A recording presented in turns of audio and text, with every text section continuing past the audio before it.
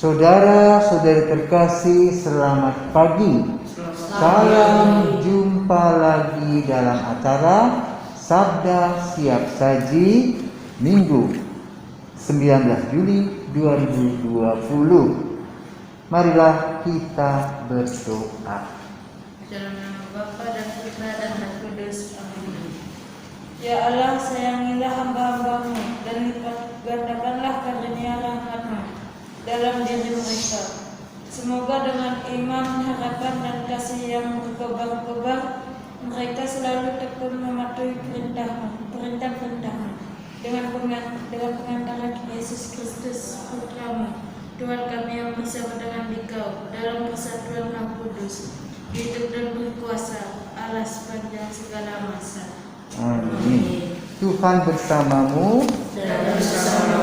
Inilah Injil Yesus Kristus menurut Matius. Dimuliakanlah Tuhan.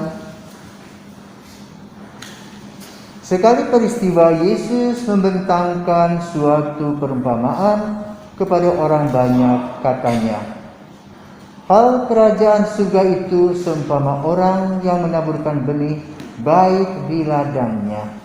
Tetapi pada waktu semua orang tidur, datanglah musuhnya gandum itu lalu pergi.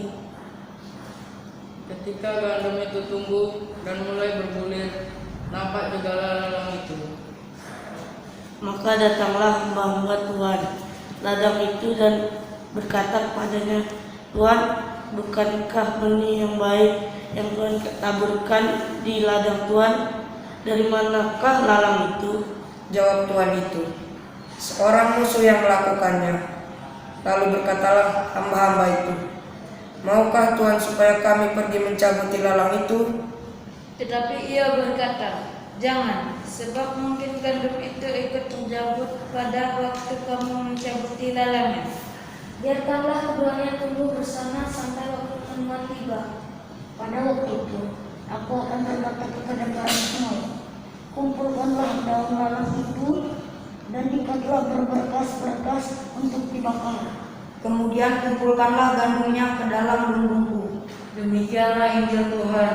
Terpujilah Kristus. Anak-anakku terkasih, hari ini kita mendengarkan Injil tentang ilalang dan gandum sebagai simbol hal yang buruk dan hal yang baik. Apakah pernah kamu menjadi ilalang? Yang pertama, nama saya Pedro Maceria Seda, biasa dipanggil Pedro, asal paroki Katedral Santa Maria Palangkaraya. Saya pernah menjadi ilalang, yaitu memakan habis makanan yang ada di keluarga yang sudah disiapkan ini. Nama saya Kanisius Dewi Risanto, biasa dipanggil Dede. Saya berasal dari paroki Kulibur. Saya pernah menjadi ilalang karena tidak memiliki perkataan orang tua.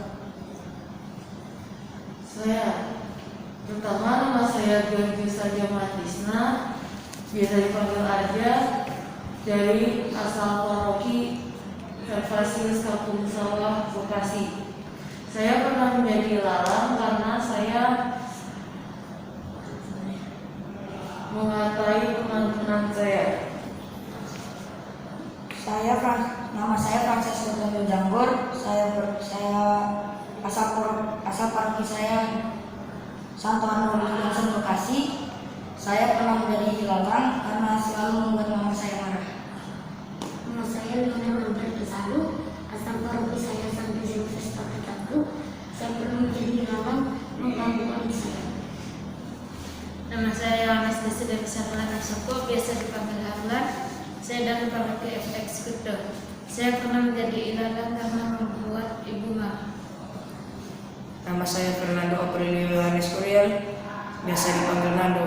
Saya pernah menjadi ilalang karena waktu bangun pagi itu dibangunin sama ibu, lalu saya membentak.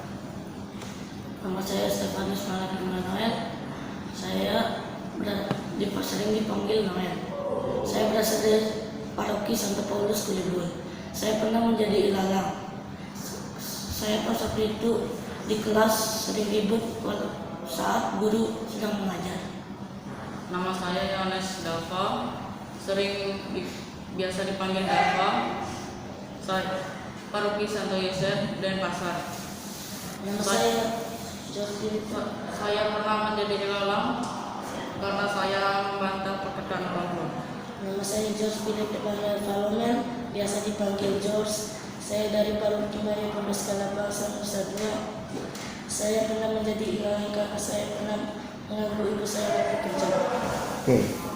Jadi hidup kita ini hidup dalam baik dan buruk.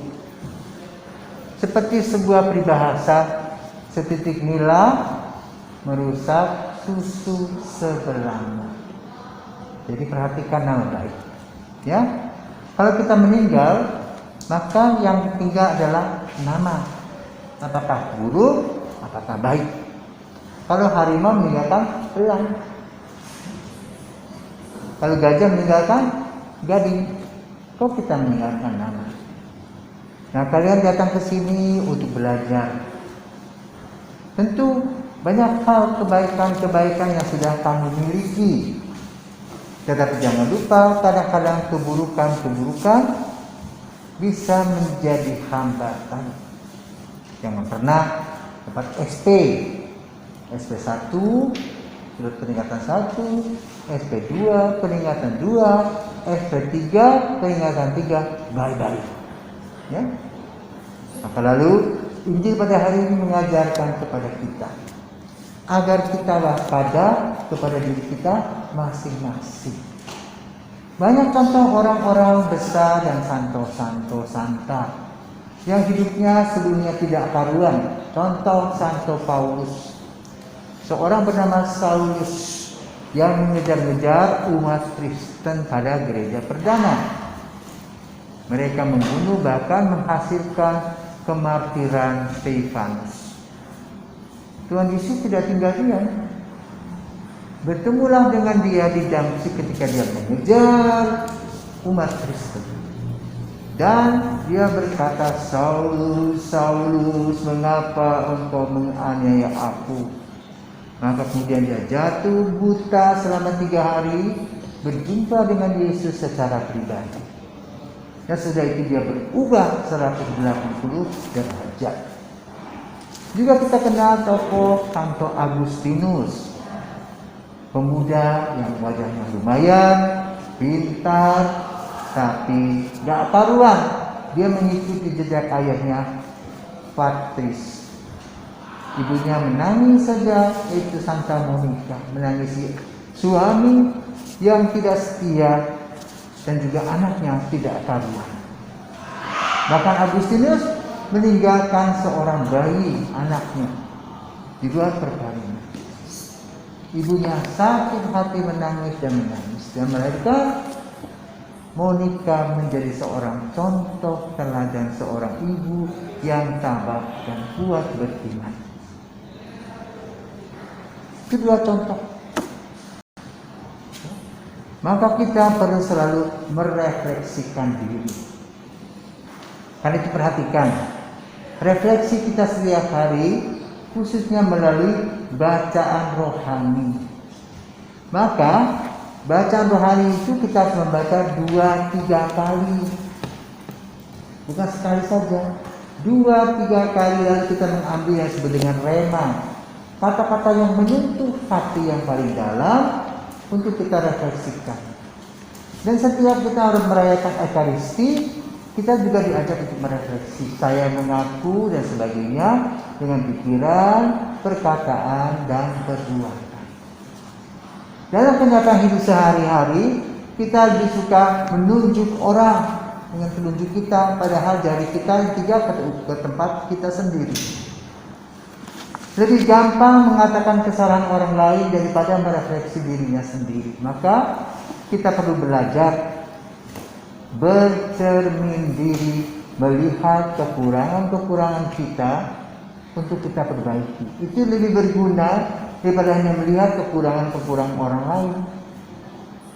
Dan ketika kita melihat kekurangan orang lain, kita merasa diri hebat. Wah, seperti burung merak. Seperti kita tidak punya kesalahan. Dan juga yang disampaikan oleh Yesus dalam bentuk perumpamaan ilalang dan gandum. Gandum adalah kebaikan-kebaikan. Kenapa? Gandum kita makan, tuh. Dibuat jadi terigu, diolah jadi roti, kita makan, kita bisa tumbuh dan berkembang tubuh kita. Sementara ilalang, apakah ada sayur ilalang? Tidak ada. Ya, karena itu hal-hal buruk yang ada dalam diri kita buang, kita pangkas, kita bakar, ya, supaya kehidupan kita ke depan itu menjadi lebih baik. Dari hari ke hari kamu diberikan kesempatan. Hidup adalah kesempatan. Hidup adalah berkat Tuhan. Maka hiduplah bersama-sama dengan teman-temanmu yang berbagai macam latar belakang, kebiasaan. Maka perhatikan mulutmu, ya, dengan kata-kata yang kasar, yang tidak cocok untuk seminaris. Ya, berbahasalah yang bijaksana.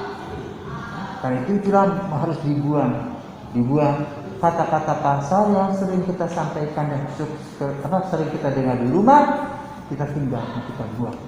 Sekarang kita berada di dalam satu tempat di mana kita digodok untuk mengikuti Yesus sebagai jalan, kebenaran, dan hidup. Nah, anak-anakku terkasih, semoga Anda bisa menjadi sumber teladan. Jangan sampai keburukan-keburukan kita terus kita bawa. Maka dikatakan apa? Kumpulkanlah, sudah dicabut, kumpulkanlah, nanti dibakar. Jangan sampai kita dibakar. Kita masih diberikan kesempatan untuk berubah. Maka jangan takut. Kalau kamu mengalami kesulitan, kamu datang kepada Yesus, duduk di depan tabernakel, kamu berdoa, mempersembahkan kesulitan dan kepahitanmu. Karena kamu benturan dengan teman toh, engkau hanya berebut senduk, ya, berebut tempat mandi, hal-hal kecil. Itu benturan-benturan yang mana kita harus belajar menghindari benturan-benturan itu dengan menggunakan akal sehat dan membuka hati kepada Tuhan setiap hari. Itulah tugasmu, dan semoga pada satu waktu kamu meninggalkan tempat ini, kamu sudah betul tumbuh dewasa menjadi orang yang dibanggakan oleh orang tua. Ya, karena apa? Orang tuanya akan mendengar, wah, bapak ibu hebat anakmu, ini loh kelebihannya. Dan ibu bapakmu menangis ketika disampaikan hal-hal buruk tentang anaknya dan harus pulang malu. Maka janganlah jadi ilalang, ya, biarlah kita menjadi gandum. Siap belajar, siap berdoa, Tuhan memberkati. Amin. Mari kita berdoa. Doa apa nih? Ya Tuhan Maha Murah, ampunilah hamba-hambamu dan limpahkanlah kurnia rahmat-Mu pada kami. Semoga semangat kami Kau teguhkan dengan iman, harapan, dan cinta kasih, supaya kami tetap berkanjang mematuhi kehendak-Mu.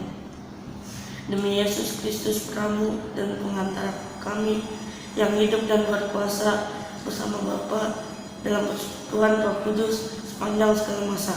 Amin.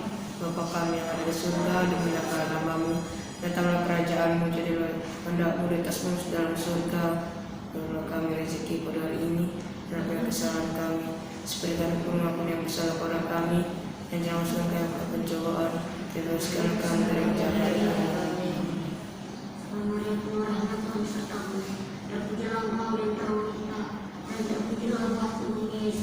Santa Maria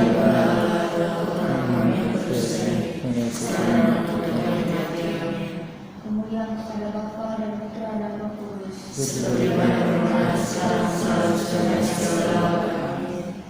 Tuhan bersamamu.